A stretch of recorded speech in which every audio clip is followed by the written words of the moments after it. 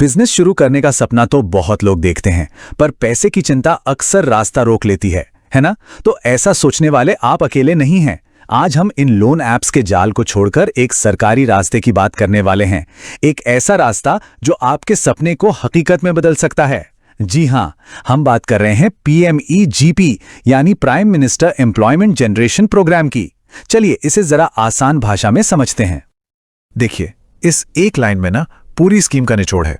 सोचिए जरा, जहां एक तरफ प्राइवेट लोन ऐप्स हैं, जहां छिपी हुई शर्तें होती हैं, रिकवरी एजेंट का डर होता है, वहीं दूसरी तरफ यहां तो सरकार खुद गारंटर बनकर खड़ी है।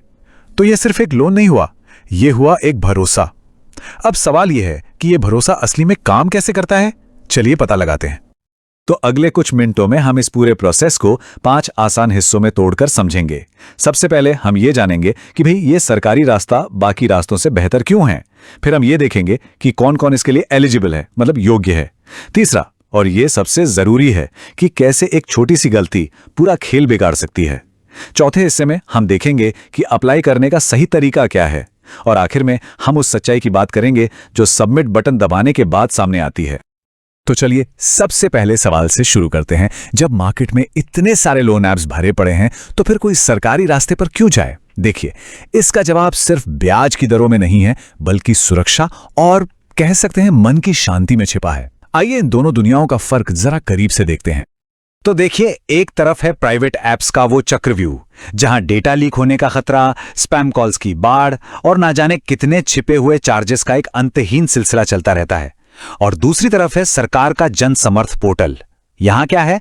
यहां डेटा सुरक्षित है, ब्याज दरें कम है और सबसे बड़ी बात, लोन का एक अच्छा खासा हिस्सा सब्सिडी के तौर पर माफ भी हो सकता है। मतलब यह सिर्फ एक लोन नहीं है, यह तो बिजनेस शुरू करने के लिए एक तरह की पार्टनरशिप हो गई। अच्छा, तो अब आते हैं सबसे काम के सवाल पर कि इस सुनहरे मौके के लिए कौन कौन एलिजिबल है। अच्छी बात यह है कि यहां कोई बहुत मुश्किल शर्तें नहीं हैं, लेकिन हां, कुछ बेसिक जरूरतें हैं जिन्हें पूरा करना ही होगा। तो देखते हैं वो क्या हैं। सबसे पहली शर्त तो बहुत ही सीधी सादी है। उम्र 18 साल से ज्यादा होनी चाहिए। बस, ये तो आसान है ना? अब आती है दूसरी शर्त, जो जुड़ी है पढ़ाई लिखाई से कम 8वीं क्लास पास होना जरूरी है। देखिए, सरकार भी ये पक्का करना चाहती है कि जो बिजनेस शुरू कर रहा है उसे कम से कम बेसिक समझ तो हो। अब आता है वो सवाल जो लोन की रकम पर सबसे बड़ा असर डाल सकता है।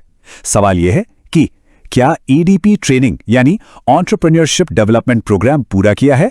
यह सरकार की ही एक बिजनेस ट्रेनिंग है और इसका जवाब हां या ना में होने से सच में लाखों का फर्क पड़ सकता है। अगर जवाब हां है, मतलब EDP ट्रेनिंग पूरी कर ली है, तो सरकार बिजनेस के कुल खर्चे का 35% तक सब्सिडी दे सकती है। आसान भाषा में समझें तो मान लीजिए कि आपका प्रोजेक्ट 10 लाख का है, तो 3.5 लाख रुपए सरकार की तरफ से मिलेंगे और ये पैसे वापस भी नहीं करने हैं। ये तो सच में एक गेम चेंजर है। और अगर ट्रेनिंग नहीं भी की है, तब भी 25% सब्सिडी मिलती है। लेकिन सोचिए, ये सीधा सीधा 10% का फर्क है। ये एक साफ इशारा है कि सरकार भी यही चाहती है कि लोग पहले बिजनेस चलाना सीखें, ताकि उनके सफल होने के चांस बढ़ जाएं। अच्छा, अब लोन मिलेगा कितना? इसकी ऊपरी सीमा भी बिजनेस के टाइप पर निर्भर करती है। अगर कोई मैन्युफैक्चरिंग यूनिट लगा रहा है, मतलब कुछ बनाने का काम, तो 50 लाख तक का लोन मिल सकता है। और अगर काम सर्विस या बिजनेस सेक्टर का है, तो यह लिमिट 20 लाख रुपए है। चलिए, अब हम उस एक पॉइंट पर आ गए हैं जहां एक छोटी सी गलती से पूरा खेल बदल सकता है। ये एक बहुत ही छोटा सा सवाल है, लेकिन इसका असर बहुत बहुत बड़ा है। जब आप ऑनलाइन फॉर्म भर रहे होंगे ना, तो एक सवाल आएगा, बिजनेस नया है या मौजूदा, मतलब न्यू है या एग्जिस्टिंग। सुनने में यह बहुत मामूली सवाल लगता है, लेकिन आपका जवाब ही ये तय करेगा कि सब्सिडी मिलेगी या नहीं, ब्याज कितना लगेगा और लोन कितने टाइम के लिए मिलेगा। सच मानिए, ये वो एक क्लिक है जो सब कुछ बदल सकता है। अब जरा फर्क देखिए कितना बड़ा है। अगर नया बिजनेस चुना तो PMEGP का रास्ता खुल जाता है, मतलब 35% तक सब्सिडी, कम ब्याज और लोन चुकाने के लिए 15 साल तक का लंबा टाइम। लेकिन अगर गलती से भी मौजूदा बिजनेस चुन लिया तो सिर्फ मुद्रा योजना यानी PMMY का ऑप्शन मिलेगा और उसमें कोई सब्सिडी नहीं, ब्याज भी ज्यादा और टाइम सिर्फ 5 साल। तो निचोड़ क्या है? PMEGP के सारे बड़े फायदे सिर्फ और सिर्फ नए बिजनेस के लिए ही हैं।